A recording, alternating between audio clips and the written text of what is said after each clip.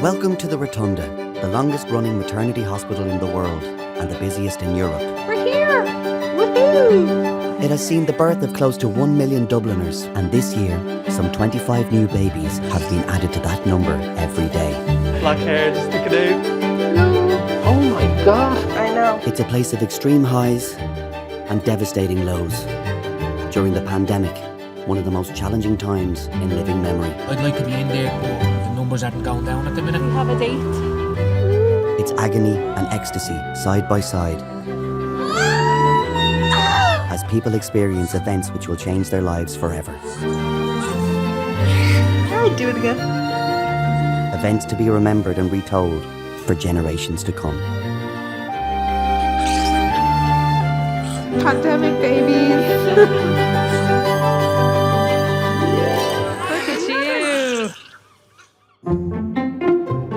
Okay, well, this is the outworkings of COVID. This is what happens when you don't go to the barber for 6 months. I haven't had curly hair since my 20s, and that's a long time ago, I can tell you. The only thing that frustrates me is the grey. You're just a reminder that actually you're a bit older than you think you are. You might think you're Brad Pitt, but you find out you're Danny DeVito, you know?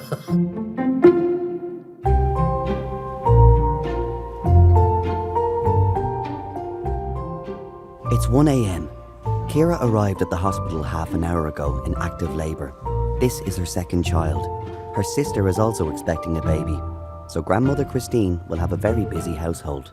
This baby now will be the 8th grandchild, and number 9 will be here now shortly. We haven't even pushed 8 out when we were informed about 9, you know? We're both Scorpios, so we clash, but So long as she does what she's told.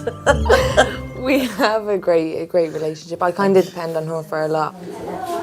I'm Jenny. Nice to meet you. I'm going to be looking after you upstairs. So we're going to go up now whenever you're ready. Okay? I was dreading telling me ma I was pregnant again. She waited till I was driving the car. Just so she couldn't swing for me. Come on in. It's your room now. I didn't let you finish the sentence, and I says, don't even say it, Ciara. Don't even say it. Didn't I? Yeah. Yeah, I knew what was coming. Breathe the pressure away. Well done. She was at a stage in her life where she could have went back to work, and she could have... She wanted You me know. to go to do things. make her and- dreams. Yeah. You know. Just think every pain is a bit closer, huh? You'll be happier if you're doing something that makes you happy. That'll brush off on your children. When I And get that's the time- message you want that your kids to have too. When I get the time to do it, I will. Don't have me saying it now, you know.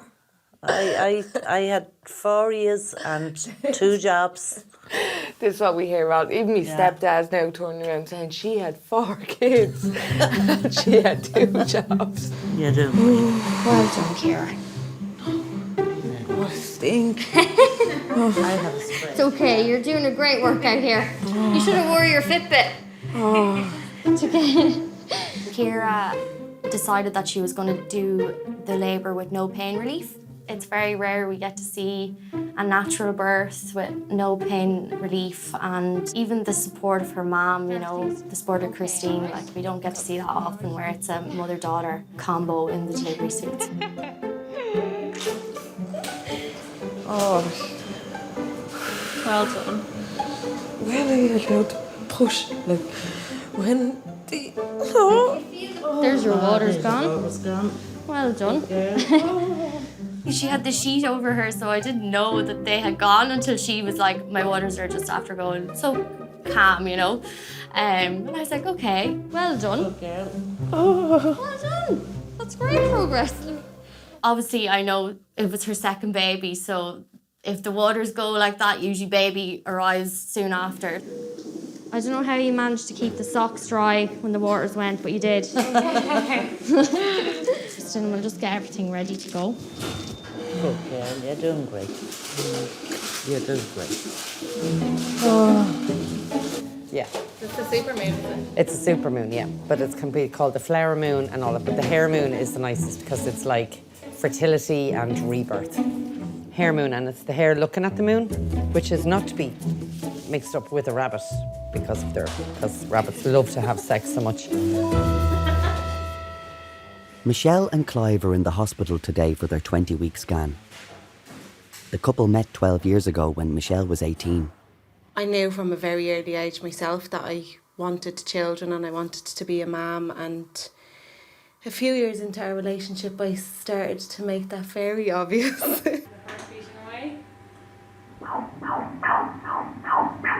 I said to her that we're not having kids until we get married and have a house.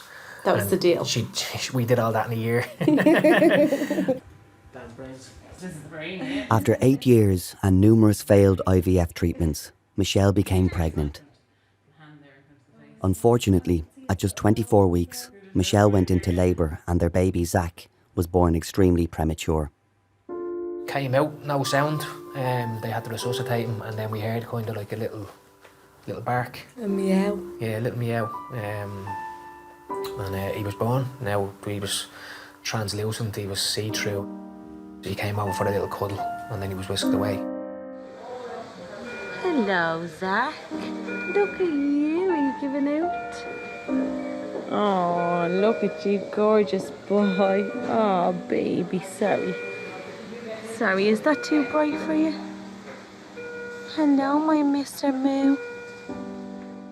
There was more positives than negatives at the start. He was getting bigger, but when you were in there was other babies coming in and they were 10 times as big as he was and stuff like that, like, you know, and We call them the giant babies. the giant babies. Close up. Hello. Oh, look at that face. Oh, hello, little pal. Whenever we speak with parents about an infant born at around this gestation of just under 24 weeks, we of course have to always remain hopeful. However, at the same time, we must also remain realistic, because there can be a lot of complications that can happen throughout their stay in the neonatal intensive care unit. Did you give him a kiss? No, I don't really want to. I'm uncomfortable. Give him a kiss.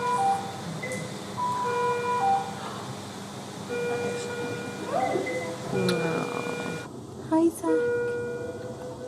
Oh, Mama loves you. Yeah. After 5 weeks in intensive care, Zach passed away due to complications of his extreme prematurity. The saving grace of it would be that we got 5 weeks from him, like, you know. We understand a lot of people don't get that. Leaving the hospital with no baby and being on maternity leave and having to get through that time that all your hopes and dreams were supposed to come true is just, it's the most difficult thing I've ever had to go It's through. heartbreaking. It's absolutely heartbreaking. Walking out of the hospital with your son in a box is not fun for anybody. But he's always with us. Everything we do, he's a part of it.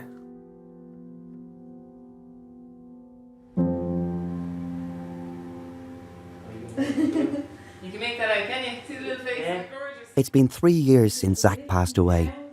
Although delighted to be expecting again, Michelle and Clive are taking every precaution to avoid another preterm labour. I just always remind myself just to keep hoping for the best. You know, like, I can see good things coming, and I'm nearly afraid to say things like that out loud, because I'm terrified that if I say something, you know, am I jinxing it? When Michelle was about 14 weeks pregnant, I put a stitch into the cervix. So this is something that we do in patients who we suspect of having an incompetent cervix. So these may be patients who've had a previous very preterm delivery. And then you can see the stitch here. See that little white? That's at the end of the stitch. The hope is that the stitch is going to keep the cervix closed and prevent a preterm delivery. Ideally, we would like Michelle to get to 37, 38 weeks gestation, but obviously the main thing that we want is to get to a point where the baby will survive. Thank you. Oh, look at this one.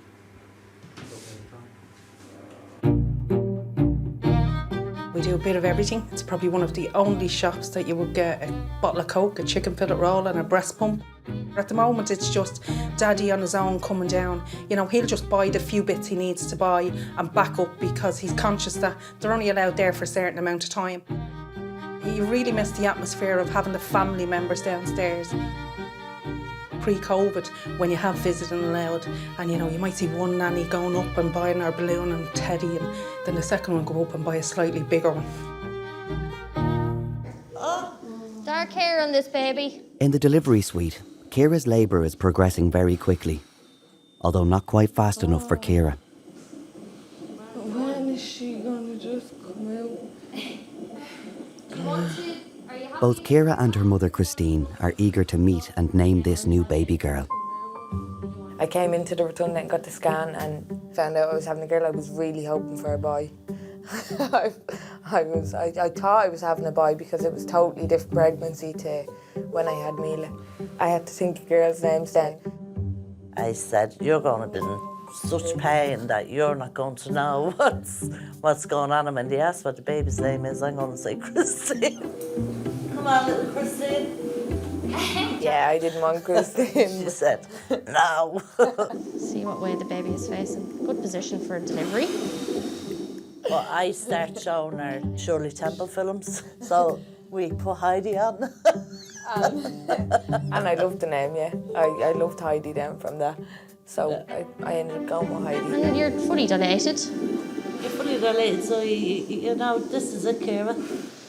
Well done. You might go out and tell Juby that I might have time to go to break. You go in there knowing that you're either going to get your break at 1 o'clock or you're going to get it at 5, and you just adjust to it. What can you do, you know? You're there to deliver the baby, like that's your responsibility. That's what you're going in to do, you know? You can't just say, I'm going for my break now. At the end of the day, that's our priority, to have a safe mother and a safe baby in labour. Yeah. This is it. Just go with it, Ciara, okay? Go on. Go on. You're doing a fantastic job. Go on. Go on. Love it. Well done, Ciara. The urge is there, just go with it. Well done. No. The pain is just unbearable. Like when you're getting them contractions, it's just, you feel like it's never going to stop. I felt like just exploding. I just wanted to be thrown out the window. I would have much preferred that at that time. Well done. If the pressure's there, I just go with want it. a C-section. No, you don't. Oh my God. You're mad. You're doing amazing. You're doing great. This will be all over shortly. When women are just about to deliver, they can just lose complete control. And I suppose we have to be the people there to reassure them that it's going to be okay and that they're going to be able to do it. No, you don't. No. Ciara, you're so close now. You're doing great. You've done all the hard work up to here. You're doing great. Do you hear me? You really are. Amazing. You're doing great. You're amazing. You're doing great. Okay, 1, 2, 3, go. Rotunda's fit as fat. Not to laugh, huh? Yeah. Rotunda's fat as midwife. How long did you do it for the last time? Don't know. All I know is it's a bit sore. You're getting a bit shaky there. Did I tell you I had a sore back? Oh yeah, that's probably not the best thing to be doing. No, it's not. Clive and his wife Michelle have been worried about the possibility of having another preterm baby. Their son Zach died after complications due to his prematurity. With this pregnancy, Michelle has already reached 34 weeks. What we've been told in the last few weeks is that he's 5.5 pounds now, so he's not going to get any bigger. We're just trying to keep him in the oven so he cooks a bit more and gets a bit fatter. Michelle has a scan in the hospital today. But in line with COVID safety guidelines, Clive can't accompany her. I'd like to be in there. I was kind of one of the lucky ones to get in for the big scan, the 20-week scan or whatever they call it. And then I know after a few weeks that they stopped that for a while, so I think that's a bit harsh on the parents, but overall I think it is the right thing. Like less people mixing together, especially in a tight room. A lot of parents don't want to actually come back to the place where their child died. After Zach passed away, Michelle and Clive, they actually went ahead and started fundraising for the Rotunda Foundation, which is our charity arm of the Rotunda Hospital. They raised in excess of €15,000 for the neonatal intensive care unit. And to have that, resilience and dedication to their son, I think, is a great legacy that Zach has left behind. They'll never forget the trauma they've experienced, of failed IVF cycles and of losing a child. But their dreams of bringing a baby home are beginning to feel more secure. Before Michelle got pregnant, she turned into a tree hugger. That's all the only way I can describe it. She was doing these beach walks and 4 o'clock in the morning she was getting up out of bed and going to the beach and doing skinny dips and all this sort of stuff, or whatever they call it. She got into meditation. She was just kind of calling the earth, to be honest. That's the only way I can describe it. Nothing to do with me, but it worked. She just kind of became really relaxed and loves her job, and life was good. And it's funny because we were going to do IVF, and the week we were going in for IVF, she kind of found out we were pregnant. Like, you just wanted to be normal. Do you know what I mean? Just have the baby, have a few days in the hospital, make sure she's recovering well, and just go home, bring him home. That's it. Baby's not coming now, no? No, he's not coming yet. Right. Yeah. We have a date. Oh. Straight out. Now Straight start. elbows. Okay. Okay. Go. Oh! Stop! How long did you get? 2 minutes. Oh, you got about a minute and a half, did you not? No. You got 12 seconds. If you were. I'm hoping that you're 5 or 6 centimetres. You don't. It's 13 pounds. Oh, well, that's probably why. Yeah. Well, I was off as well, though. That's it, Ciara. Go on. Ciara's labour is still progressing very fast. Her mum Christine has had 4 children of her own. This is her first time being a birthing partner. See the head there, Christine? I couldn't see the head. And I kept thinking I was looking in the wrong place. The baby has loads of dark hair. Oh. Dark hair on this baby. I thought that was her private parts. Oh, very Mary. Well done. Okay, Ciara. But it was only wherever way the baby turned the head. And then she's all Ciara. No! Go on, Ciara. Keep with it. Keep with it. Push down, Ciara. Go on, Ciara. You can. Go on. Push. The hardest push ever, Ciara. And he should be here. Go on, Ciara. She's just out. Ciara, keep pushing. Oh my God! Well done. It's a magical feeling when they get put on your chest and you're seeing them for the first time. Well done. Excellent. Look at her. She wanted to do it herself, Ciara, and she did it. No epidural or anything. She just had a analgesia-free labour, and she was amazing. Hey. Oh, you really have to give him the finger. The minute she came out, you sort of... I snapped back. Yeah, it was like you Just wanted a shower. That's like me on both my pregnancies. Just wanted up and into the shower. And then you can have a shower and all. Yeah, can Yeah, you can, yeah.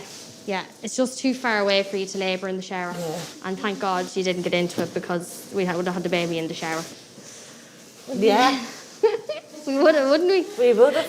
And you still didn't get your break. Oh God, I'm grand. Sure, I got a baby.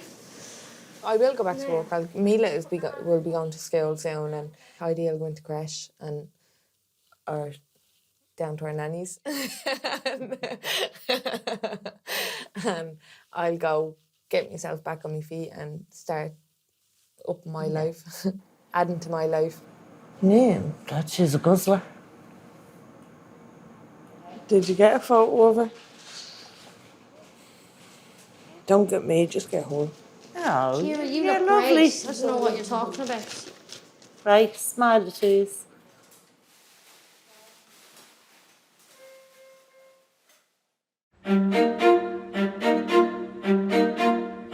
I've seen really good times and not so good, obviously, in the last couple of years.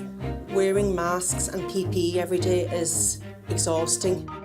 Having to walk in through the door wondering who is asymptomatic and who doesn't even know that they have it.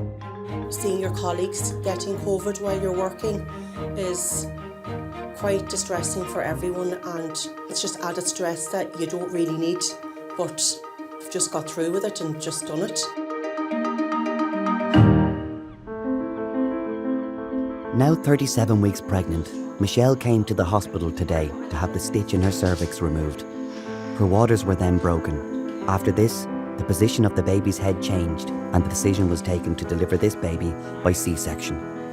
Because the waters were broken, the risk was that the cord could also come down alongside the hand, and obviously that would be very serious if that happened. Michelle's husband Clive was at home. The last thing he expected was a dash back to the Rotunda to be there in time for the birth. It was the second phone call that kind of scared me, going, oh, what are we in for now? Because obviously from previous what happened. Hi, this is Annette in delivery suite. There's a guy coming called Clive. Will you send him straight up to the theatre to us on delivery suite? Grand, perfect. Well, all exciting now, isn't it? But you changed the Yep.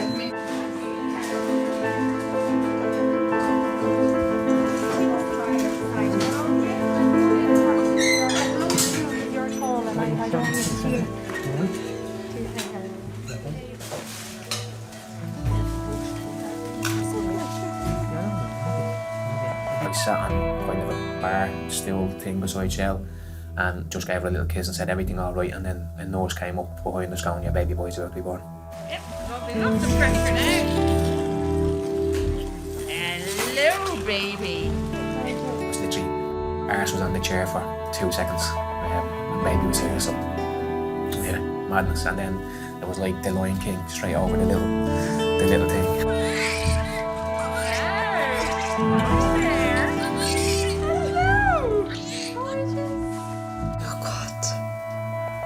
I can't even describe how I felt. I couldn't actually even see him properly through my tears. I just felt like I gave the first breath that I've taken in a long time. Like, I just felt massive relief. Oh, I'm sorry. I know you were all cozy in there and we just plucked you out, didn't we?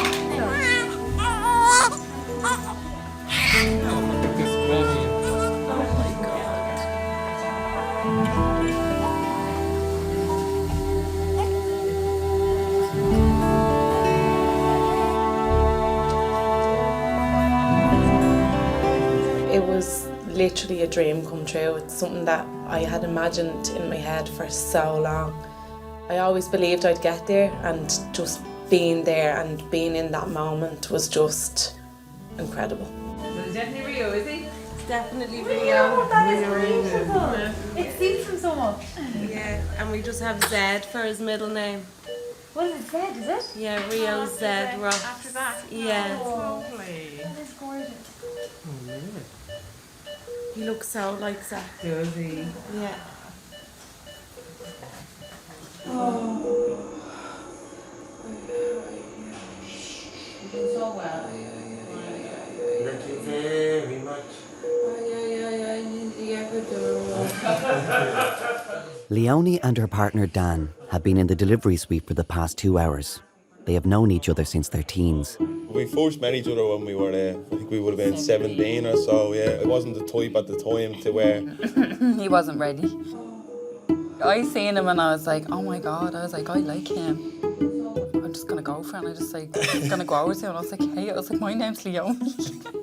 And he just like, he was in the middle of a conversation with his friend and he was just like, I was like, right, I just got pied, nice. Yeah, I knew she was a beautiful human being and I could not break a beautiful He just human wasn't being's ready. heart. He was still in this kind of like, you know, party stages and all, and he just wasn't. It's like, I'll save her for I later. was more focused on the soccer at the time I was.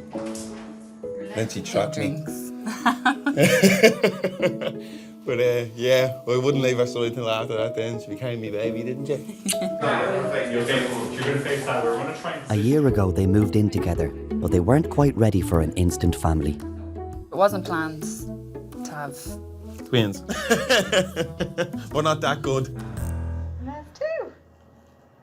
Two little babies. Oh my God, really? Yeah. The day in question that Leonie was saying that she found out about the twins, I was up a ladder and she called me. I know, it's exciting news, isn't it? Oh my God. I thought Leonie was trying to wind me up. I was like, you stop, lad. Yeah. And then For like she constant 5 minutes. Give it over, Leonie. Like, come on, like, you know, is the baby all right? And the babies are okay, Dan. Like, This is number 2.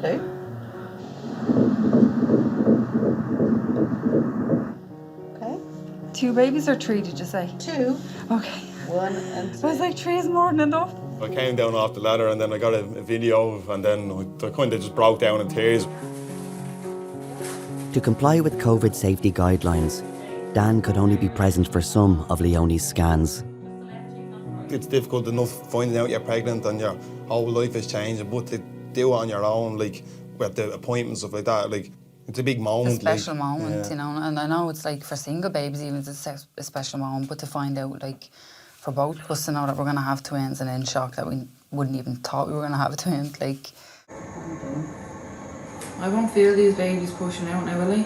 So you'll feel the pressure of your contractions. And that's normal. You want to be able to feel the pressure because you need to know when to help with pushing and stuff, okay? There was one Saturday morning when we were working in the lab, we heard chainsaws going on, and there's a tree. The lab are very fond of it because it's the only thing green we can see from the lab. The guy had a chainsaw and he was cutting it down. I kind of said to him, I said, you do know you're cutting down a historical tree.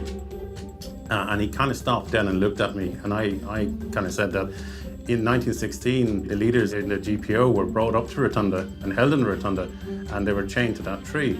So he stopped cutting down the tree. I completely made up that story about the 1916 leaders, but it worked. The tree still stands.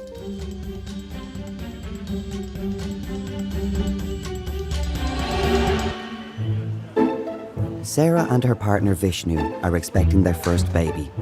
When Sarah's contractions started, she was determined to stay at home for as long as possible. I had a very strict idea in my head that I would be able to do the majority of it at home and then just kind of show up for the big finale in the Rotunda. I know, she's very good.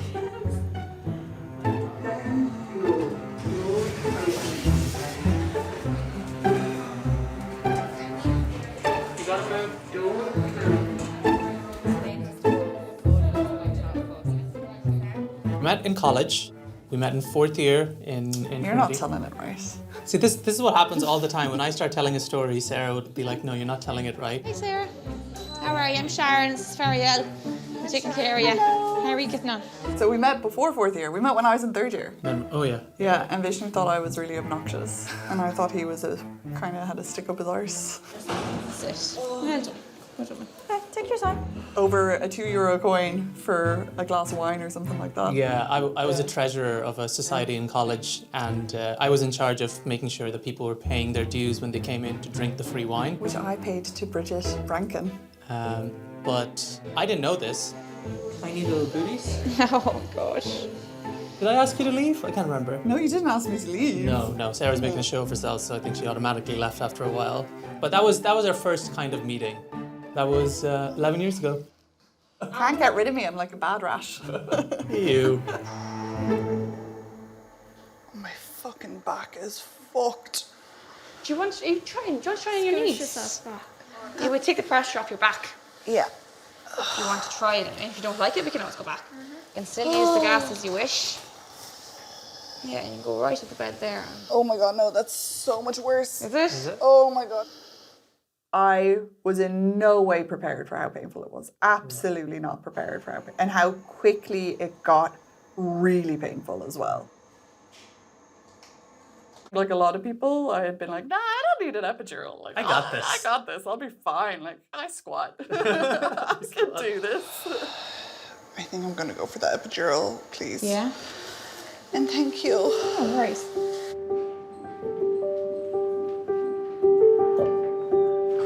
Wow, they're lovely flowers, aren't they? That's gorgeous. It's lovely.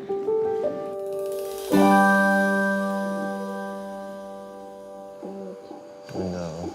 Try getting your head down, Dad. You're up too long here. Leonie and Dan were delighted to discover they were expecting a baby. But at the time, they'd no idea it would be twins. I think the first time that we done the test, Leonie, when she was on her own, I think I had the 2 lines. So Leonie's like, oh, I'm definitely pregnant. And when we actually realised, now that meant you were having twins, so we should have known the whole time, but we actually didn't. That doesn't mean you're having twins. Doesn't that know? No. That's just... You'd have a couple of bleeding lazy boys, like, wouldn't you? PlayStation or something, you know? Leonie has been in labour for over 10 hours now. It's taking a lot longer than they'd hoped.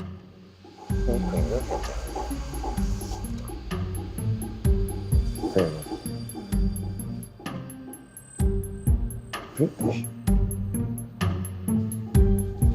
All right. It's okay if I go ahead? Yes. So, a little bit of pressure, my love. Probably still 4.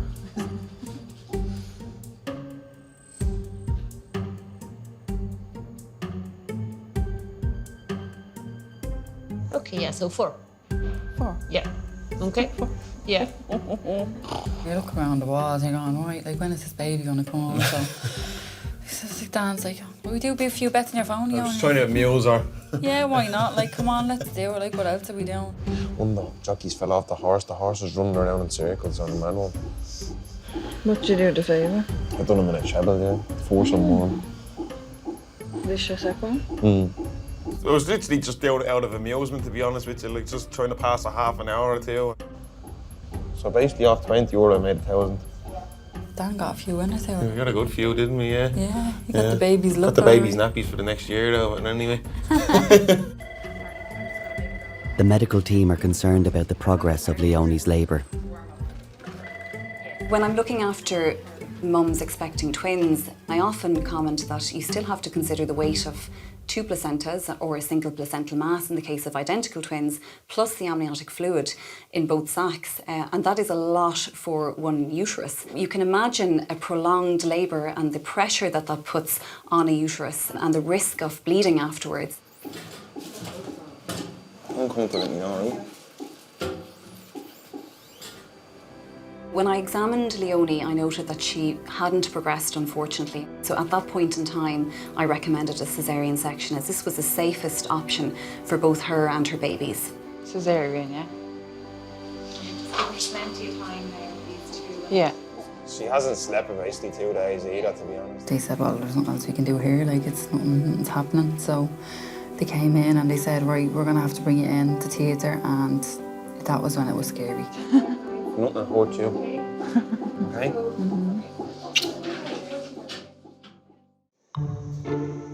So there's only, who is it? Carly, Robin and Caitlin is your bridesmaids? And Tegan and Cody and Tori.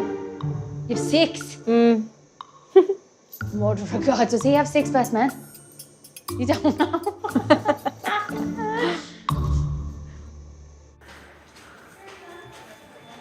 Leonie has been taken into theatre to be prepared for the birth of twins, Nina and Alvy, by C-section.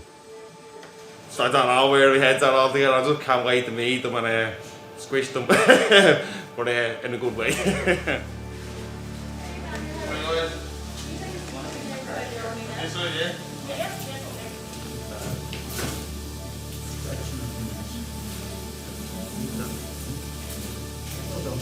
Is okay? Okay. Yeah. Pressure.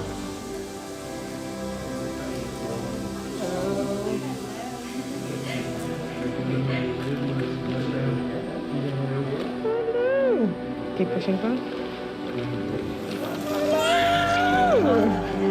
Hey! Congratulations, Leonie.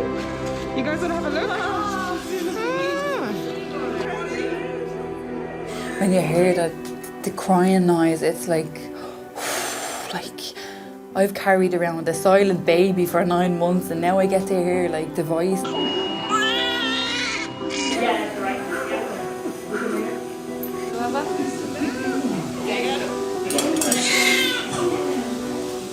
When Alvy actually came out, I wanted to run to him, and at the same time I had to stay with Leonie, so it was like, okay, Leonie, and then where's Nina? Hello. Then Nina came out then, and I was overcome with emotions, and when I seen Leonie crying, then the baby's crying.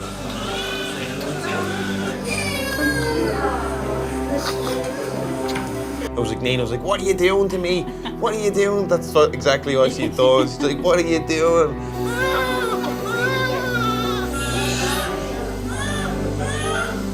In terms of the joy levels and all that, like one baby is like, you're up there, but with two, like it's just, you're over Mount double the Everest. reward, like. I'm trying to open your eyes.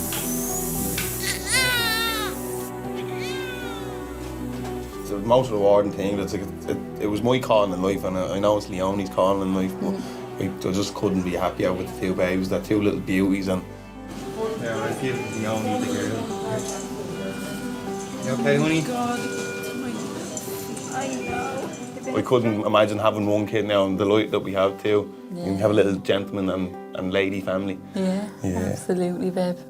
And I wouldn't change it for the world, would you? Ditto. No, ditto. Don't they? Hey, baby. Don't they, baby? The luckiest man alive. It's still not real to me. Overwhelmed. Overwhelmed, 100%. Well done, Leonie. Well done, babe. Couldn't have did it without you.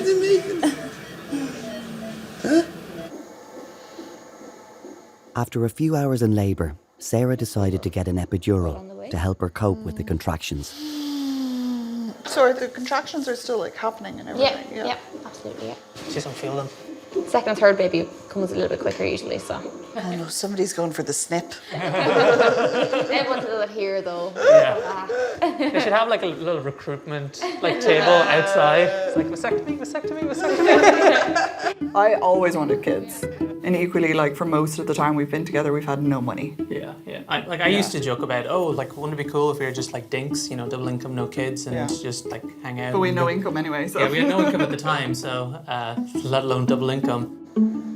Sure. Do you want to feel her arse? Yep. From my perspective, I was kind of like happy with the status quo, so I wasn't actively thinking like, we should have a child, as like pushing it off as like, we'll talk about it after a 5-year wedding anniversary. And I just said that very, very flippantly, and Sarah obviously locked it away somewhere, and on the day of our 5-year wedding anniversary, it's like, do you know what you said? Vishnu's parents live in India.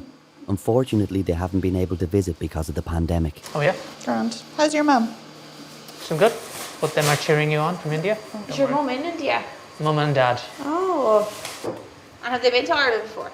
Yeah. So I was with my folks here. Oh, very good. Yeah, for 4 years, and then They like to come when they get too hot. Yeah.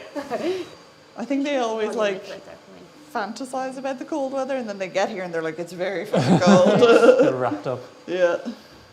My mum and my dad, like, they absolutely love little kids, and they're always kind of like, be like, oh, can't wait for like a little grandchild and stuff. So they were absolutely delighted. It was really, really hard not like physically being able to be with them. My mum was like, if only I could have just come over, moved in, I could just be cooking and helping out and stuff. But like there was never any question that we were having an Indian baby. Like my spice tolerance went up so high. All I wanted to eat all day was just like jalapenos. Hi, I'm Sarah. I'm Maya, nice to meet you. Nice to meet you. What's your name? Sarah. Sarah, and your son? Vishnu. Nice to meet you. It was lovely to meet you, Sarah. Bye. Bye. Thanks again. So nice to meet you. Take care. Most of the times they are asking us how long it's going to take.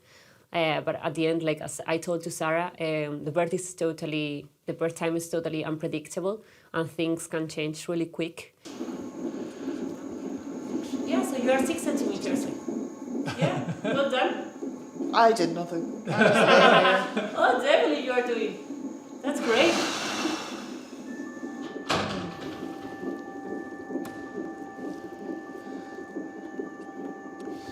Some good news.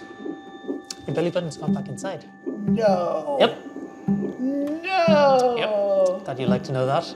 Yeah, that is good news. Yep.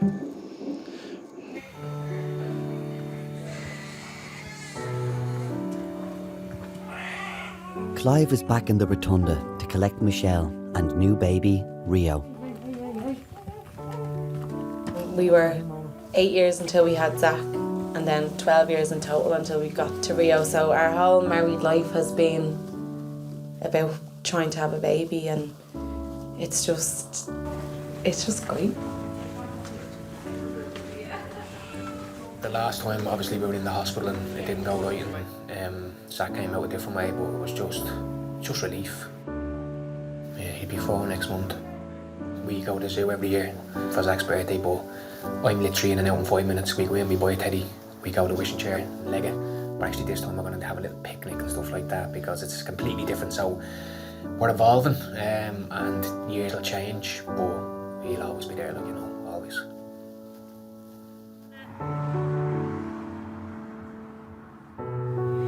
Finally. I can't believe we're actually bringing a baby home.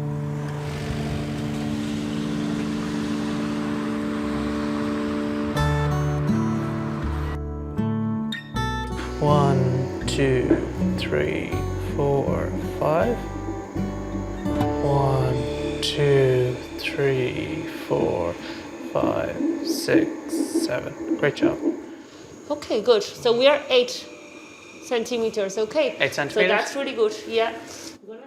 And my lady, she's 8, and it's a make 2, like nearly 3. Okay, very thick, is it? It's getting, yeah, thick enough, yeah.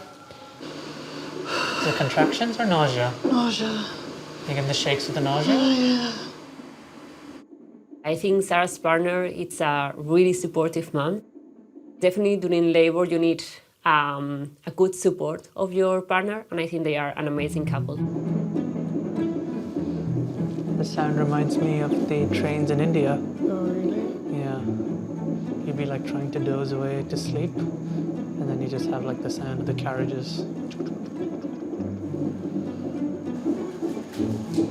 Can I go ahead? Yes. Yep. Look at me. I'm feeling nothing. Yeah. That's lovely. Great, so let's meet this lovely girl. Okay. I try and do 3, right? Yeah, so first a deep breath, then a really long big push, then a deep breath, really long big push again, deep breath, and a really long big push again. Okay. Yeah? Perfect. You got this. Oh, definitely you can do it. Yeah. Okay, Lisa, I want to start in there. Oh, okay. Okay, so take a deep breath and give me a really long big push. That's it, well done. Keep going, That's keep going. it, that's keep it, that's going. it, that's it, that's it, that's it, that's it, that's it. I love that stuff. I love somebody else Like pushing screaming you or be like, you're yeah. almost there, you got one more. That's it, that's it, that's it, that's it, Keep pushing, keep pushing, keep pushing, keep pushing. That's it, that's it, that's it, that's it. Longer, longer, longer, longer, longer, longer, longer, longer, longer, longer, longer, longer, longer. Now, Maya, I love. Maya, I'm like, she has a future career training Olympians. Amazing, that's it, that's it. Oh, you're brilliant. Well done. Now take a deep breath and go again. Come on. That's a good one. Oh my God, you're nearly there. That's it, well done. That's it. I've been a midwife for 6.5 years. I used to own a bookshop. I was a funeral singer, I was a wedding singer, and I taught guitar. And I was a sales rep. I owned a newsagent's shop. I was a waitress, and I worked in an insurance company. I think that's about all the jobs I had. This is my favourite job. Nearly every time a baby's born, even still, I get a lump in my throat. So I used to be terrible. I used to cry an awful lot when they were born, but I don't anymore now because I have too much documentation to do. That's it, well done. Keep pushing, keep pushing, keep pushing, keep pushing, keep pushing. That's it, that's it, that's it, that's it, that's it. Well done, Sarah. Got a little tuft of black hair just sticking out. Hello. When like part of her hair just kind of like peeked out, I was like, wow, she is almost here. Do you want to touch the head? Yeah. Yeah, look. Yeah, there. Oh, squishy!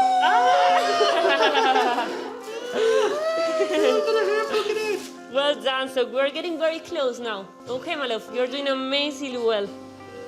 Well, there's a giant head sitting in my vagina. The pushing was getting really hard. It's very strange because for something you can't feel, it does exhaust you. It's now over 70 minutes since Sarah began pushing. The baby is showing signs of distress, and the midwives are hoping that the birth happens as soon as possible. Mentally, I was kind of aware that this had been going on a while. It's obviously not great for your baby to be sitting in a birth canal forever. Come on, go for it, Sarah. Push it, push it, push it, push it, push it, push it, push it. Oh, so close. That's it, really good. All right, okay. Not too small piece. Yeah. With the neck. Yeah. Yeah. She was pushing for a long time and baby was getting a little bit tired. We thought that maybe it was beneficial to give her an episiotomy, that's a little cut, to speed a little bit more. What do you think? Yeah? All right. You won't feel anything. Basically, it's just to have a little bit of more room. Nico, he had repositioned my legs and I could feel her. I can distinctly remember feeling her pass through the birth canal. There's one coming, is there? Yeah. You can see baby coming. Go for it. Go for it, Sarah. I really didn't want an episiotomy. I know Well done, Sarah, that's it. Stop pushing, stop pushing. Well done. Oh my goodness. Well done. Okay, I didn't give you any cut, okay? The pain's still there. Go for it. Well done, okay? And give me a needle push. I love that moment of the labor. I even sometimes push with them. Well done. Well done. Look at her. 326. She came out just covered in poo. I think like maybe 2 seconds, and I think it was the longest 2 seconds to hear her cry. Oh, hello, little one. Hello.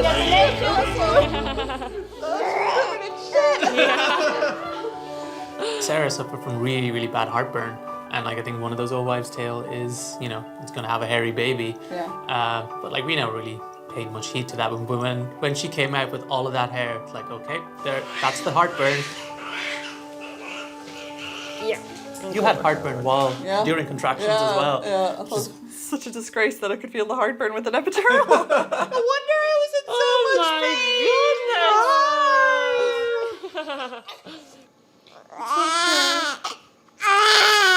Already I was head over heels, so she's completely charmed our lives. Like the love is it's indescribable.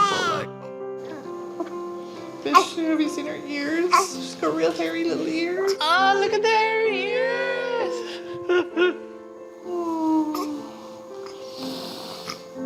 That moment when she just looks up at you and be like, and she "Hi." focuses on your face. It's the most amazing thing. And like what I find amazing is that it makes me love you more. Yeah, it's like our little baby that we made together, you know. You okay? Yeah, I'm okay. But yeah, it's amazing. Like it's so much better than I could ever have anticipated. You know, it's she's perfect. She's absolutely the best thing we've ever done.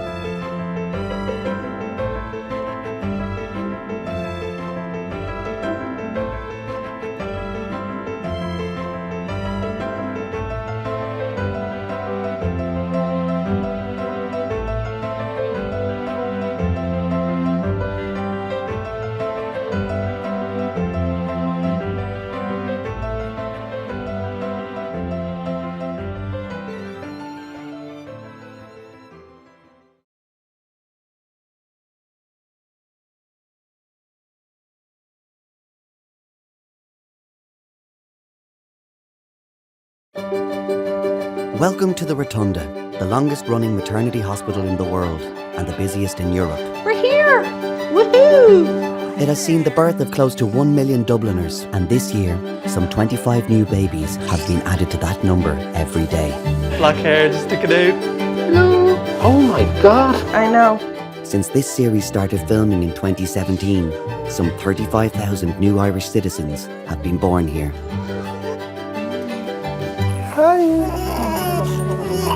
In this episode, we revisit some of the families we met. This don't feel good. It's coming out. You don't want the baby to come out and fall on the ground. Happy birthday! To find out what happened next.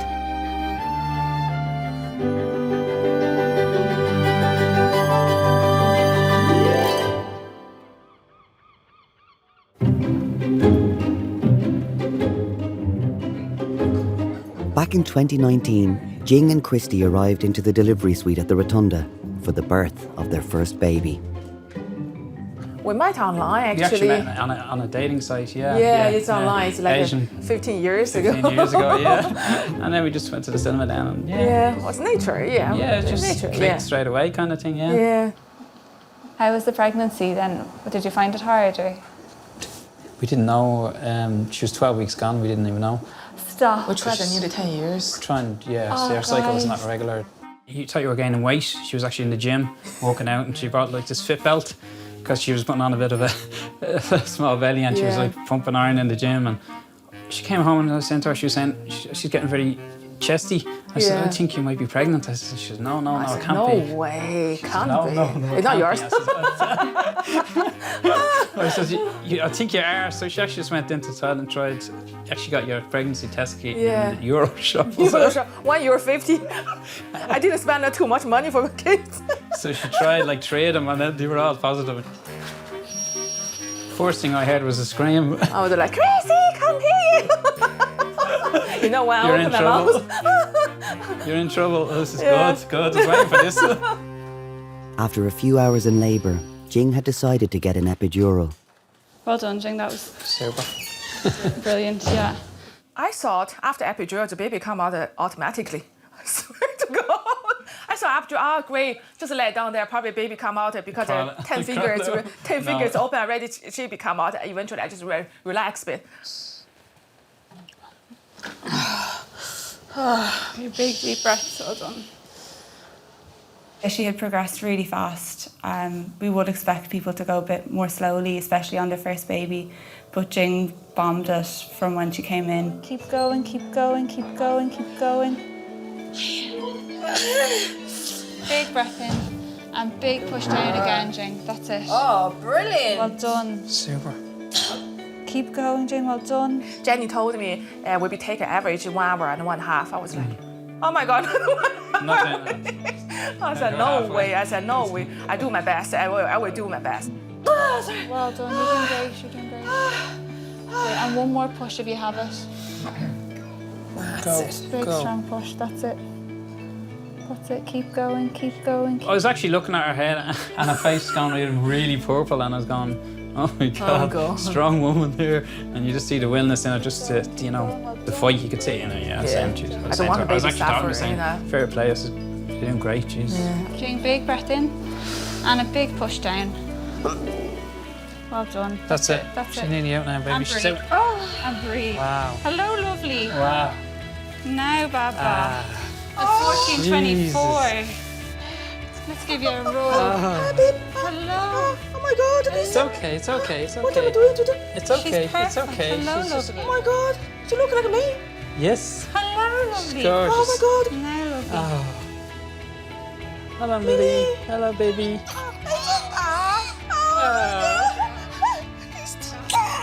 Millie. Talk to Mum. Millie. You best girl. Mommy love you, baby.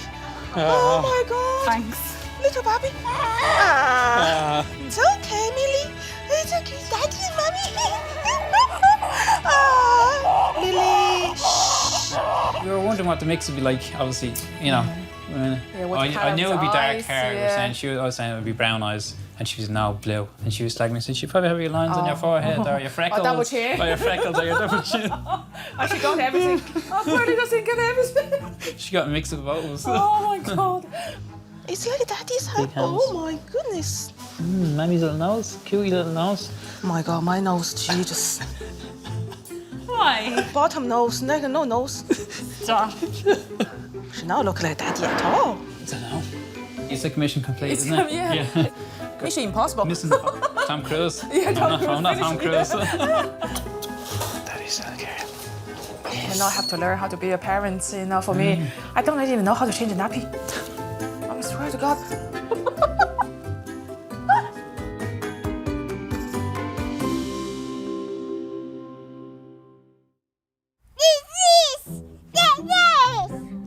Millie's full of energy.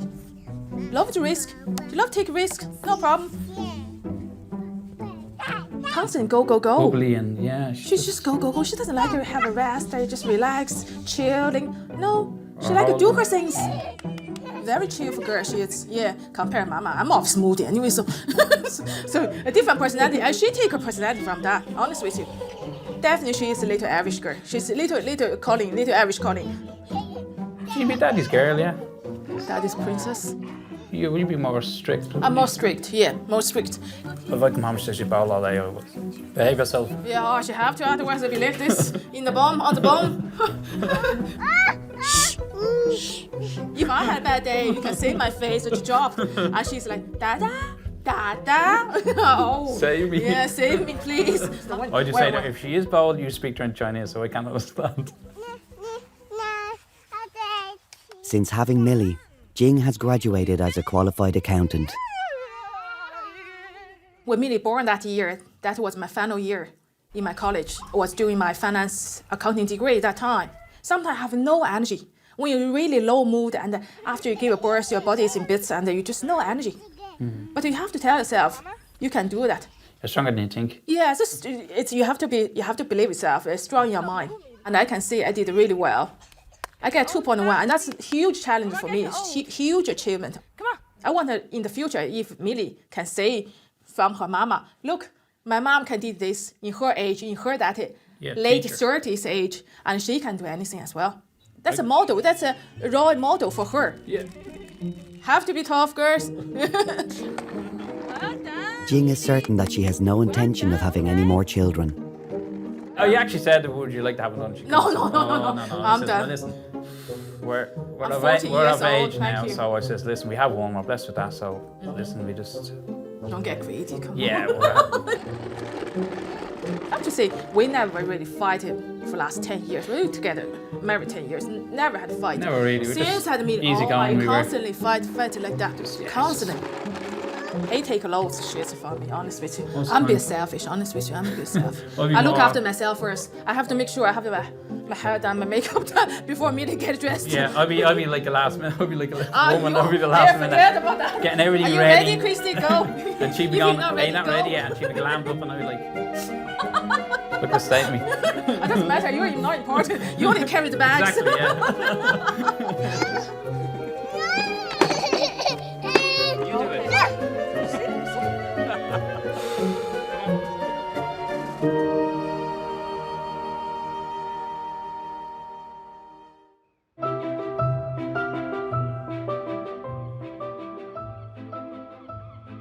2 years ago, we met Stacey Jean and her husband Alan in the Rotunda. When they first met, they had their eyes on a different prize.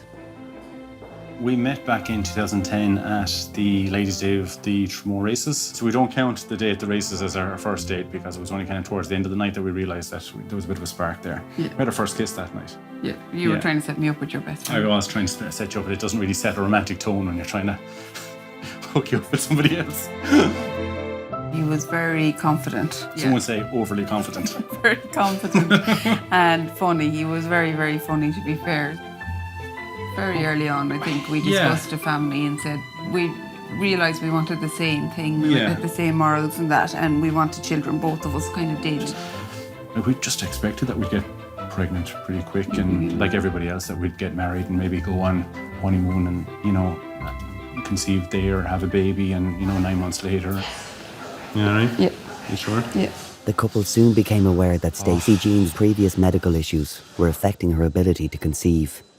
Growing up in that, I always had stomach pain and that, and then my appendix burst and destroyed one of my fallopian tubes as well when that happened. So we knew there was going to be some issues, we just didn't realise there was as many issues. Over the next 5 years, Stacey Jean had multiple pelvic surgeries, followed by 3 IVF treatments to try to conceive. It's a cool world out there, you know, if you can't have kids. We were at a wedding And I remember that Stacey's sister-in-law was asking just routinely about how everything was going and with the IVF and everything. And it took me a while before I realised that I kind of twigged with me that she might be pregnant. I thought she was kind of testing the waters just about how she'd break the news. Like, they were very apprehensive about telling us. And they told us, and we were delighted, and we were so happy for them. We really were, and we hugged and we kissed and everything. And later on that evening, I remember, and I'll never forget it, we went out for a dance on the dance floor. And suddenly we just looked at each other and we were both crying. And we kind of, everybody else was happy, and it was real kind of like a surreal moment where it was just the two of us, and we could have been on the dance floor on our own at the time. And I remember we said to each other, look, we'll give each other the rest of the dance. We'll cry and we'll hug and nobody will notice. And then when the song is over, we'll clean ourselves up and we'll go back and everything will be fine. And we did. And we were delighted, like we were delighted for them, but we were sad as well. You all right? So, but yeah, you okay? At last, after almost 5 years of trying to have a baby, their third IVF treatment was successful. 3 o'clock in the morning, I was woken up to a positive pregnancy test. You're meant to do it after 2 weeks. Stacey never waits the 2 weeks. Very hard. We were delighted, and I've never seen a happier pregnant woman in my life. Stacey was just so happy. Yeah. But I still don't think I'm letting myself believe it until I have the baby there and everything is okay. You might feel a bit of a stretch. Yeah. Okay. You're okay. You're not too bad. Speak to it. You're not too bad. Okay. Hello. Congratulations. Let's see, what have we got, guys? What have we got? It's we're right. Congratulations, both of you.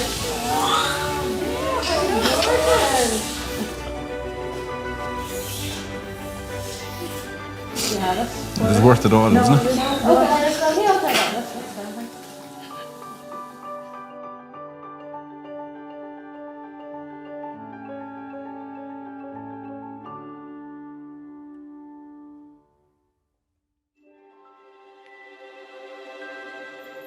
We were so blessed just to get pregnant with the IVF and that. We had pretty much said that that would have been our last round, and thank God we did it when we did it and it worked.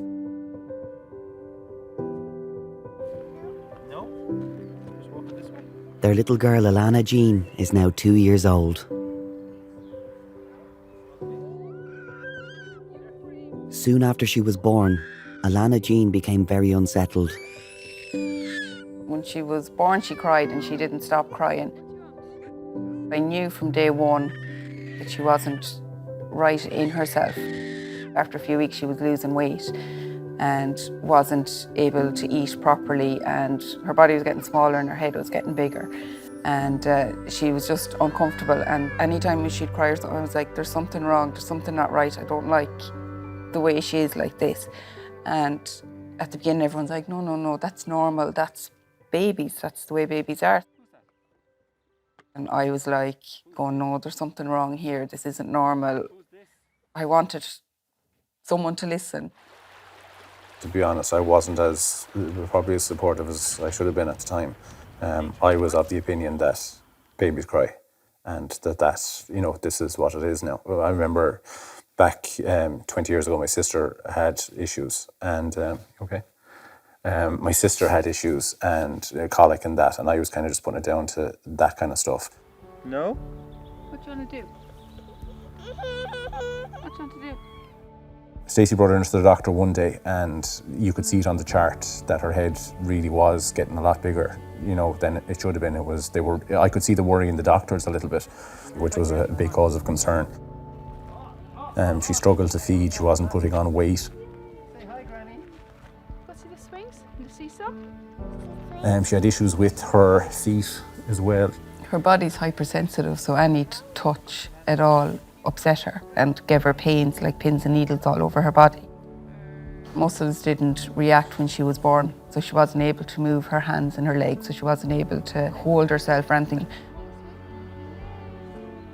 Literally from her head to her toes, there was an issue with something.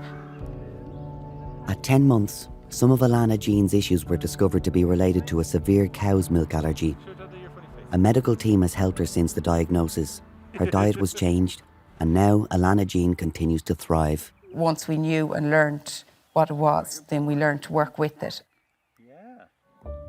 She's thriving, she's happy, she's so happy.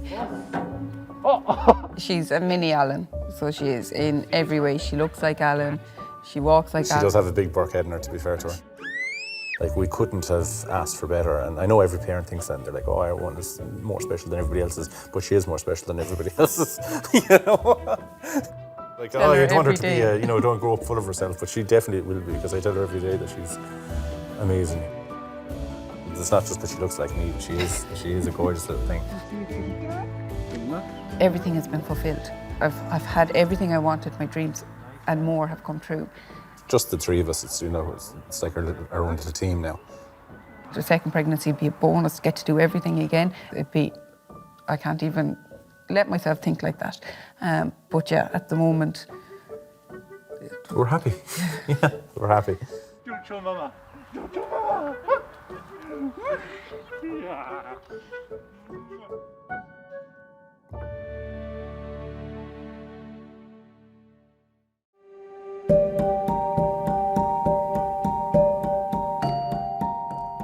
You had a cesarean section before? Yes. Okay. In 2019, Cinnamon came into the hospital experiencing a lot of pain at just 35 weeks pregnant. The doctors were concerned about the baby, so decided on an emergency delivery by C-section. I told them about a stitch I had this morning after breakfast, and just as a precaution, they're afraid that the uterus might be kind of weakening. Have you got somebody coming in with you? No, just me. Her husband Ian was on the other side of the world, on a business trip in Miami. Yeah.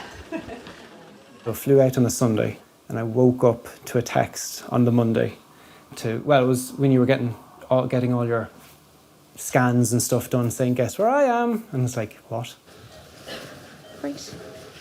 So we're just going to let that dry, okay? And whenever that's dried, then we'll cover you over, then we'll check again.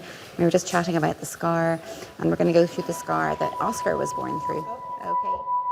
2.5 years ago, Simon and Ian had their first child, Oscar, who has the fetal abnormality spina bifida. This affects bowel and bladder function and can leave the child with little or no ability to walk unaided. It never occurred to us that anything could be wrong. So once we started researching and just seeing all the children who have spina bifida and are happy, and you wouldn't change them for the world. So it was literally just, say, about a week of horror, trauma. Yeah. But after that, we haven't looked back.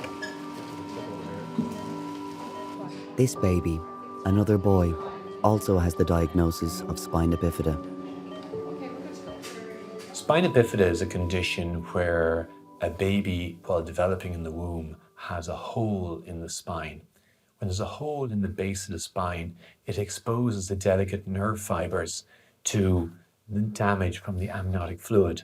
And if those nerve fibers get damaged, the baby can lose the power in the legs and also lose power in the bladder. So a baby can be born without the ability to walk and without control of the bladder. 3 months previously, Cinnamon had travelled to Belgium to undergo pioneering surgery on the baby while he was still in the womb. The surgery repaired a lesion or gap in the baby's spine, in the hopes that this will reduce the effects of spina bifida and give him normal body function. This is the extent of the lesion, and it was about 3 centimetres wide, so it was quite a wide lesion on the lower back. Once they had repaired the nerves and covered over the nerves, they then created a skin flap. You doing okay there? You feeling all right? Yeah? Excellent. Oh. So there's the waters are gone. Excellent. Okay. Yeah. Okay. Now, hello there. Hello. So do you want to hold up, I baby? will indeed, please. Here we go. So now, got him? Hello. Oh, here. Look, hello. How are you? How are things? He looks great, doesn't he? He's gorgeous. Lovely. Congratulations. He looks fantastic.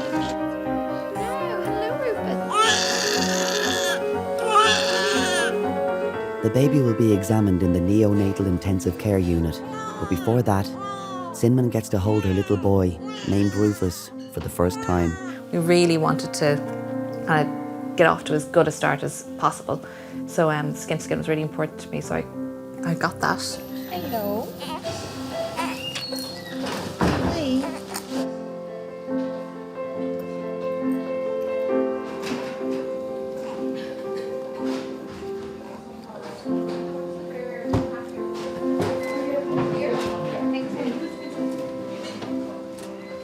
Within hours of his birth, an examination reveals very positive signs that the surgery Rufus had while he was in the womb has been successful.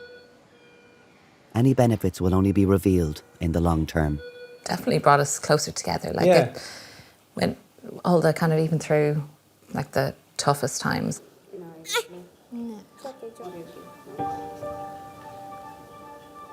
We know each other fairly inside out now, so that when you do have those bad times or those lumpy times, you know, we're able to, you know, see beyond it. See beyond it.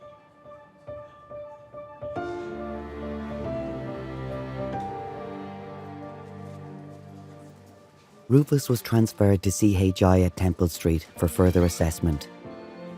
Sinman remained in the Rotunda to recover from her C-section.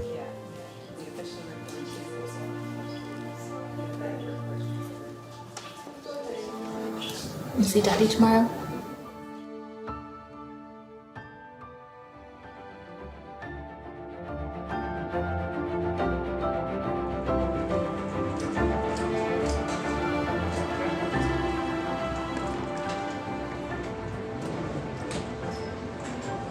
There's just a lot of machinery.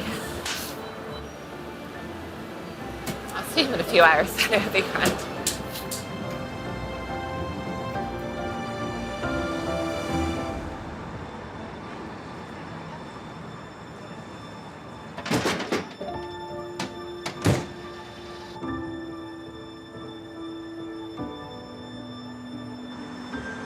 Rufus spent 5 days in CHI at Temple Street, and then Sinman, Ian, and older brother Oscar got to welcome him home.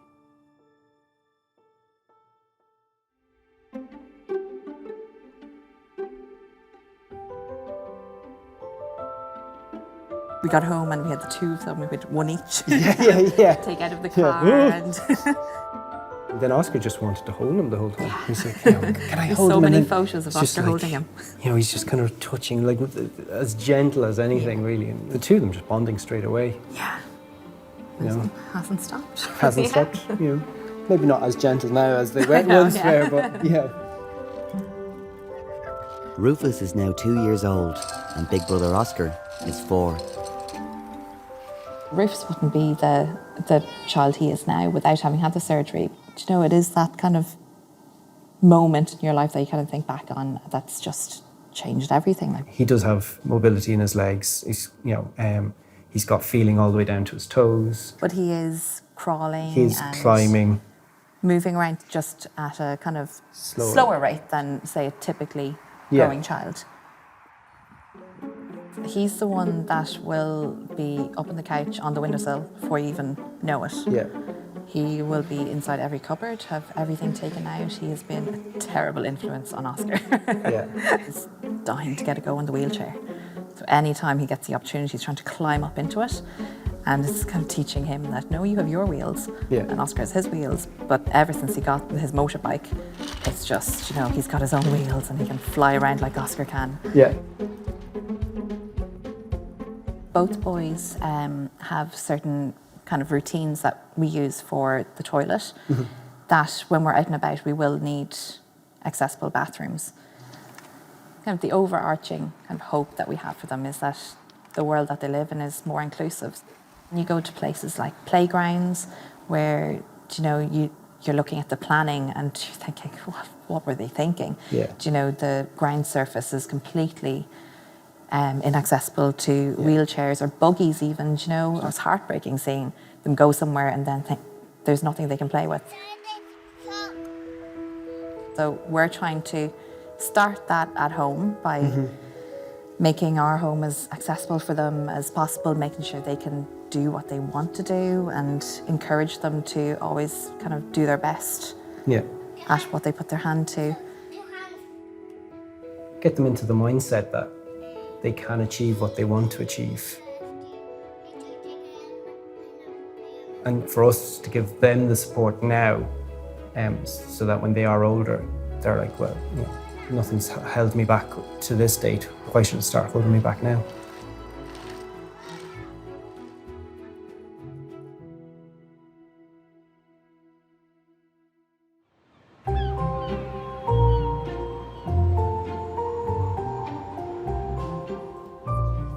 In 2019, parents of two, Ciara and Mickey, were referred to the Rotunda for a fetal assessment scan. When they first met, Ciara was keen to make an early impression. I texted him. Yeah, you did, that's right. What time?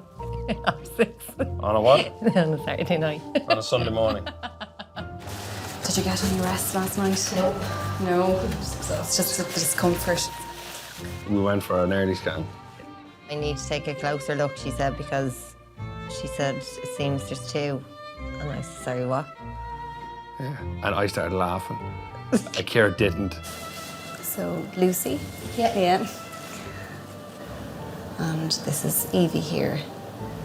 I think that's the best we can do of the two of them. The two of them together. Evie's bum on Lucy's head. I was thinking, God, 3 kids under 2. Like, how will I cope? That's what I was thinking. And then I went for my 16-week checkup and they scanned me. That's when we got the news. At their local hospital, during a routine scan, they were told some devastating news. She basically sort of said, your little baby's not, he's going to die, was the term, was the words we used. Your little baby's going to die, and that's the words that stuck in my head. All of this dark area here is the amniotic fluid belonging to Evie, so this is quite increased. We wouldn't normally see this degree of amniotic fluid. So we can say, compared to Lucy, that she is lacking the skull bone. I was given the diagnosis that I was carrying the baby with anencephaly.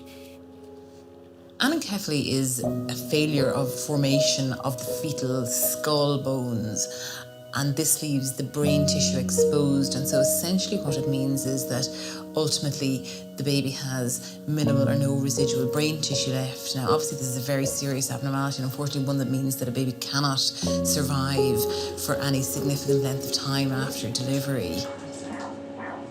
It sounds selfish now, but I couldn't think. I could only focus on the news I was given, like, you know.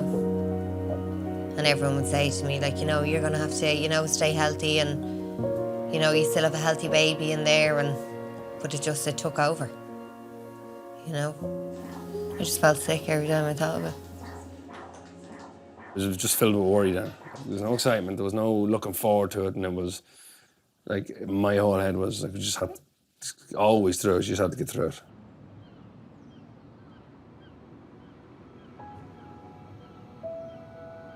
At just 32 weeks, Ciara went into early labour. Their twin girls, Lucy and Evie, were delivered by emergency section. They had to rush me to theatre. But there wasn't even any time to give me the epidural or the spinal block, so they had to knock me out, which I didn't want because, obviously, Evie. So... They had no option. They had no option because the baby, I was fully dilated, the babies are coming. Evie, sadly, passed away shortly after birth.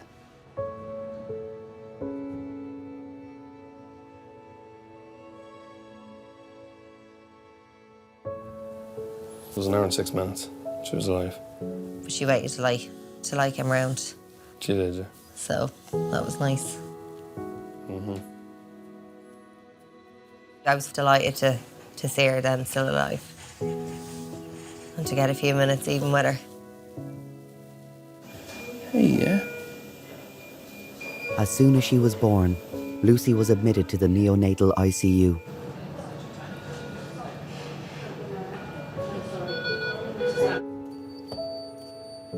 The Rotunda Foundation arranged for Evie and Lucy's hand and footprints to be taken and preserved. I'm sorry, chicken. I know. I'm so sorry. That's it, sweetheart. That's it. All done. It's all about making memories.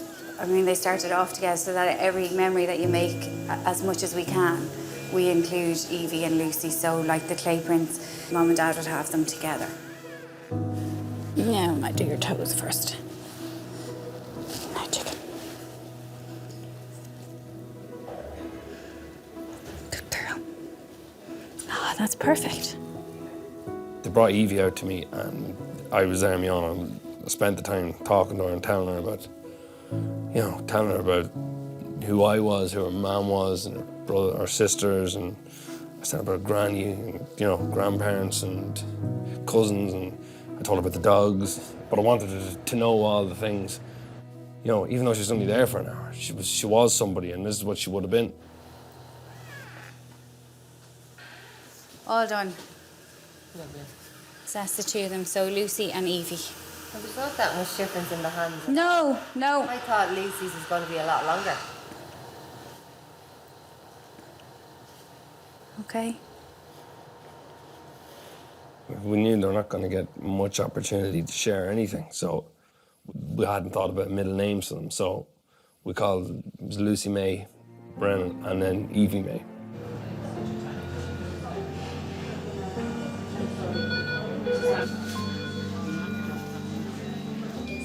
Perfect. This side? Yeah. It's okay like this? Yeah, perfect. Hello, little woman. Hello, little woman. No. Lucy Goosey. You saying hi? I'm exhausted. Yes. She's worth it. I see you. I do. I do. Yes. Yeah. Say hi.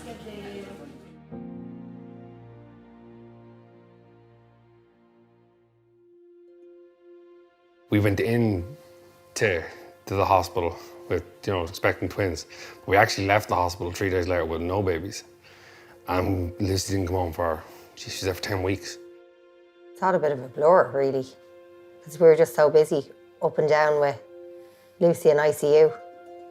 And it was only until you kind of get home then that you start relaxing and it kind of hits you, because it was so intense. Hi, Lucy. It was great excitement. Hallie and Annalie coming in to see her in the Moses basket in the sitting room for the first time, yeah. I think she was always such a little toughie. She was so tough from the word go, like. Even though she was so small, she was so fierce, like. Yeah. Yeah. You thinking? Come on. In her first year, Lucy developed some issues with her breathing, which is common in infants born prematurely. The wheels on the bus go round and look at her rather jack face. The mammies on the bus go shh, shh, shh. Up until this point now, Lucy's been a bit of a lone wolf. Lucy does what she wants when she wants and does not entertain anybody else. And don't get me wrong, she can be affectionate out there when she wants to be, but 9 times out of 10, Lucy just does what she wants, where she wants to go. She just does her own thing. She's gas. She just leave her alone and she's happy as Larry then. Bit of food, a bit of drink, and just let her do her own thing. Bit like her dad. So, this is Lucy's hands and feet. I actually forgot how small they were myself. It's just something we'll always have. It's just one memory we kind of made together with them. And these are Evie's. It's something you don't get a second opportunity at. Do you know what I mean? You look at them now, like they're absolutely tiny, and obviously Evie's no longer here. So, you know, you don't get opportunities to do anything like that now. And then to be able for the hospital, that charity, to provide them was absolutely brilliant, because it's not something you really push at the time or want to make an issue of, but at the same time now you look back on it and you look at them and you're like, Jesus, still have them. On our birthday, we were a bit indecisive, weren't we, of whether you didn't want to celebrate. You didn't want to celebrate Evie's birthday on the girls' birthdays. No, I wanted to do 27th of April as Lucy's and Evie's birthday, but I wanted to celebrate Evie's day as May Day, like the first day of May. Purely because that was the day we really said goodbye to her, but also I wanted Lucy to have her birthday as well, you know what I mean? Yeah, but it goes without saying, like, whether you're going to celebrate it or not, you're always going to think about it. Like, yes, that's the day they were brought into the world, but that's the day we did say goodbye to Evie.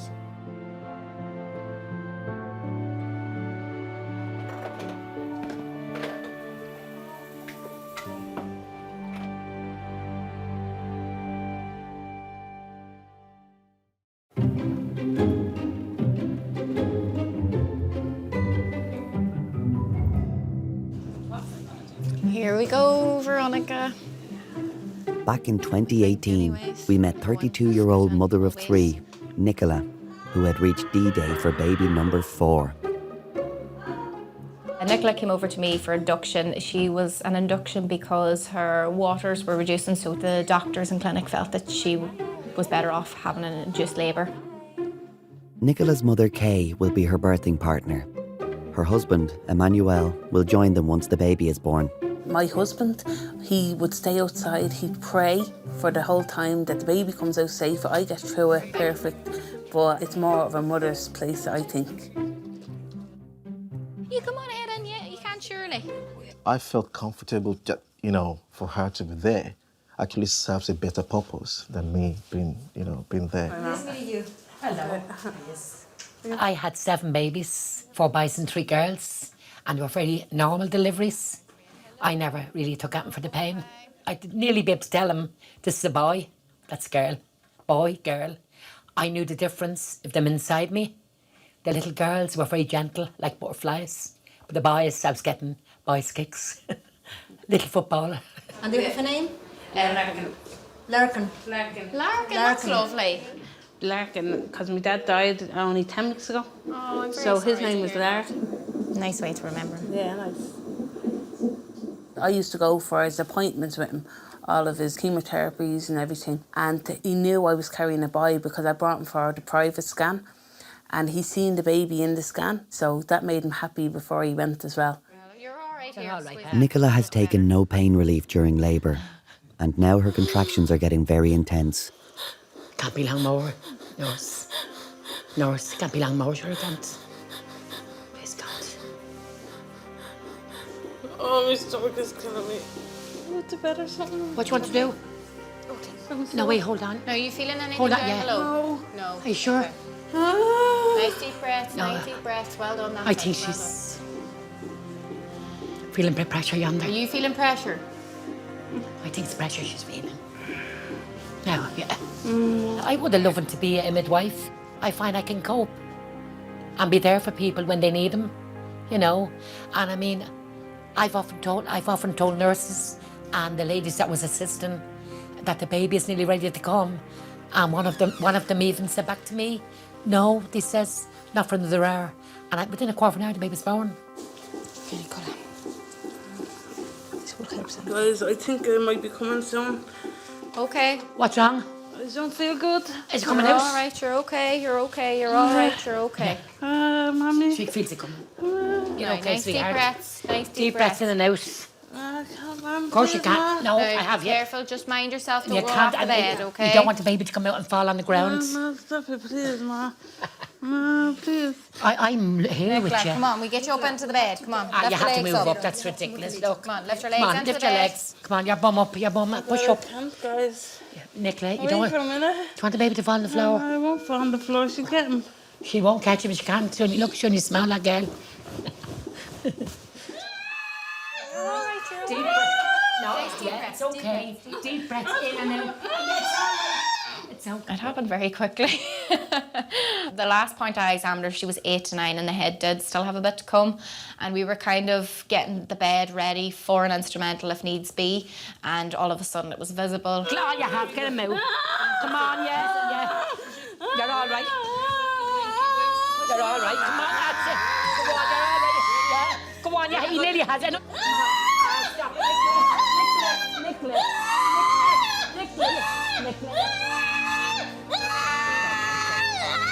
Baby's head is out. Do you want the head of the bed flat? No. Want the head flat? Relax. Baby's fine. You're nearly there, look. One more push, sweetheart. Nicola was getting very, very distressed. You know, her mother was trying to keep her calm. My manager was trying to keep her calm. Help him to get out. I'm waiting for a contraction. I can't, Mum. Okay, it's all right, love. Okay, Mum, you better be quiet. Oh, God. She give me a hiding. My little baby's sitting there waiting. He's waiting. Like, come on, that's he has him. Oh, look. 1734. Oh, you did everything. You were brilliant. Thank you very much. Oh, you're very good. Congratulations. Thank you. Thank you. Oh, gorgeous. Manuel, come up to the delivery suite quick. Congratulations. Your little boy is born. Thanks. She took nothing. I said her all the time. When? Dad Emmanuel's prayers have been answered. Baby Larkin has arrived safe and well. I mean, once I see the kid, oh, welcome. That's it. Congratulations. Thanks.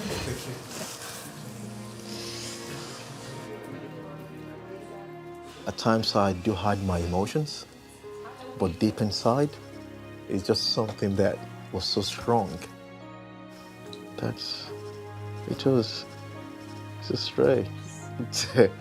You can't describe it, actually. That's just the way it is. Oh my God, it's beautiful. Despite the trauma of the labour, Nicola is already thinking of extending their family. Now that I have 4, I say maybe 5. Okay. Everybody give a big smile.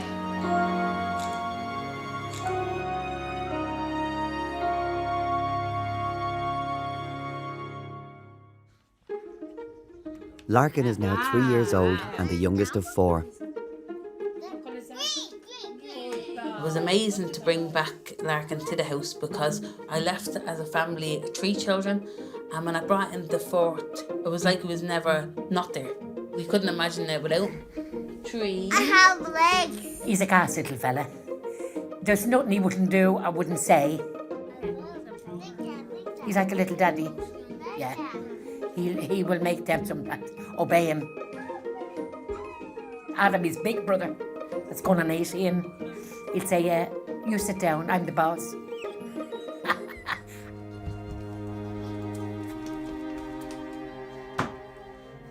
Thank you.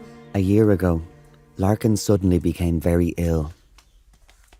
Larkin was complaining with his belly, and I was thinking, first of all, maybe it's just a little viral infection or whatever.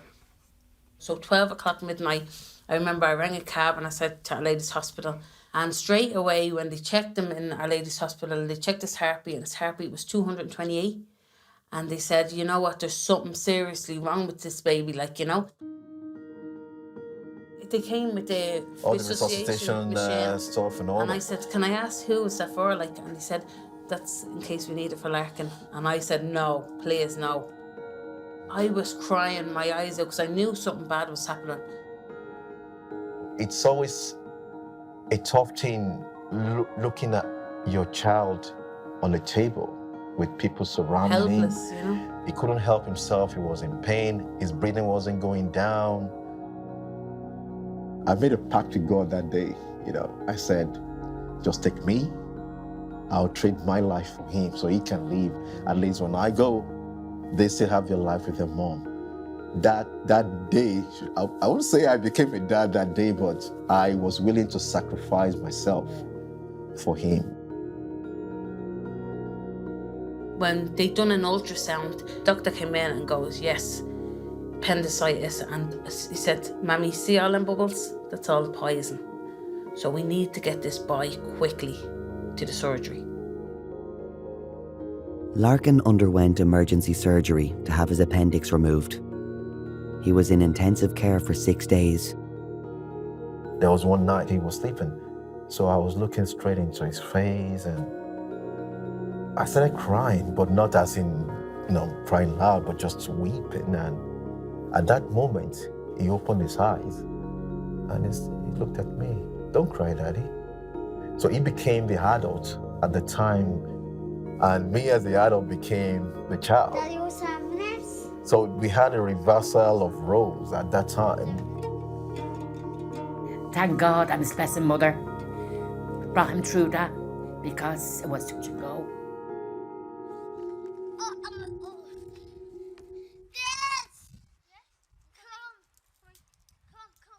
He's now back to his old self, bossing around his older brothers and sister. I can see them staying in school and doing their college. Sammy. So we just say, we're going to support you in whatever you want to do. And we will, you will make a doctor if you want to make a doctor. We always encourage them. We try to just bring the best out of them, letting them know that there is still a path that they have to take. Larkin may be the centre of attention, but it's his grandmother Kay who has been in the spotlight since appearing on the series. Dozens of people, would say it to me. I seen it on the television. Fair play, you did very well. Not so much about my daughter, and not the grandson. You, he says, you stole the show. Are we going to invite onto the radio? I said, I just felt like delivering that baby myself. Because the way the doctor was thinking, and I was looking at him then, I just felt like guiding him out. I did. That's what I wanted to do. But anyway, I might get a chance again to do it. I went the other way. Nicola might just give Kay her wish. She hasn't ruled out another pregnancy. I think I probably will give it another go. What? Yes. Oh. Give it another go for Sister for Jessica.